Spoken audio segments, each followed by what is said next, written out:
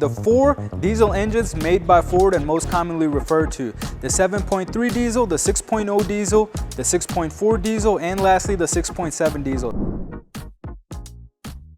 If it was up to me, my favorite motor would be the 6.7 diesel. There's a couple different reasons I love the 6.7. I believe it's been in production the longest amount of time. They started in 2011 and they're still using that one today. The reason I love the 6.7 by Ford is because I feel like every time they brought out the motor, they always made improvements to it. They always found solutions to things that were going wrong. I believe what we're left with today is an amazing diesel motor.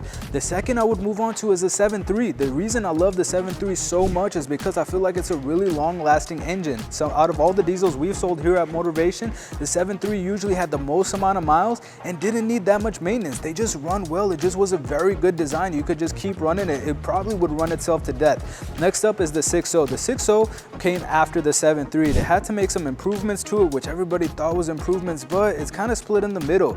Now, if you've heard of a 6.0 or if you're a 6.0 person, you know that the main thing that's going to come up is the bulletproof, the studs, all this kind of other stuff. I've seen some 6.0s, everything's done to it and they run amazing. They've been kind of reliable, but then I've seen some with even all the work done, they're still breaking down. I'm not sure how I feel about a 6.0. I'm kind of split in the middle, but one that I am sure about is a 6.4. The 6.4 is just not for me. I've had the opportunity to buy and sell many 6.4s, and today at Motorvation we just don't even deal with them anymore. And the reason is they break down. They're twin turbo. You got 2 times the amount of turbos that could go wrong. They have DPF issues.